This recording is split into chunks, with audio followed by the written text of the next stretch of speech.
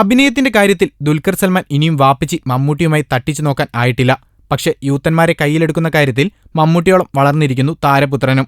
Box ഓഫീസിലെ കോടികളുടെ കണക്കിലിതാ ഇപ്പോൾ മമ്മൂട്ടിയെയും മറികടന്നിരിക്കുന്നു താരപുത്രൻ.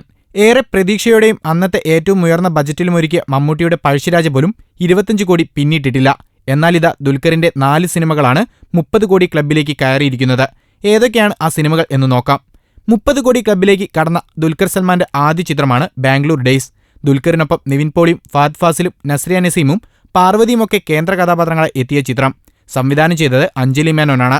അൻവർ റഷീദ് ആദ്യമായി നിർമ്മിച്ച ചിത്രത്തിന്റെ ആകെ കളക്ഷൻ 48 കോടി രൂപയാണ്. തൊട്ടടുത്ത വർഷം തമിഴകത്ത് ദുൽഖർ ഗംഭീര വിജയം നേടി. മണിരത്നം സംവിധാനം ചെയ്ത ഓക്കെ കൺമണി എന്ന ചിത്രത്തിലൂടെ ദക്ഷിണേന്ത്യ മുഴുവനും താരപുത്രന് ആരാധകരായി. 30 കോടി കടന്ന ദുൽഖറിന്റെ രണ്ടാമത്തെ ചിത്രം റൊമാന്റിക് ഹീറോ ആയെത്തിയ ഓക്കെ കൺമണിയാണ്. 45 കോടിയാണ് കാതിൽ കൺമണി ആകെ നേടിയത്. ചാർലിയാണ് 30 കോടി ക്ലബിലേക്ക് കയറിയ ദുൽഖറിന്റെ മൂന്നാമത്തെ ചിത്രം.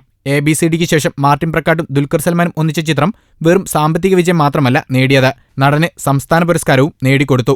42 കോടിയാണ് ചാർലി ആകെ നേടിയത്. ഇപ്പോഴിതാ ജോമോന്റെ സുവിശേഷങ്ങളും ദുൽഖറിന്റെ വിജയപട്ടികയിലേക്ക് കയറിയിരിക്കുന്നു. വെറും 26 ദിവസം കൊണ്ടാണ് സത്യന്തിക്കാട് സംവിധാനം ചെയ്ത ജോമോന്റെ സുവിശേഷങ്ങൾ എന്ന ചിത്രം 30 കോടി ക്ലബിലേക്ക് കയറിയത്. സിനിമ ഇപ്പോഴും വിജയകരമായി പ്രദർശനം തുടരുകയാണ്. കൂടുതൽ ഗോസിപ്പുകൾക്കായി ഈ ചാനൽ സബ്സ്ക്രൈബ് ചെയ്യൂ. ഗോസിപ്പ് ബസാർ.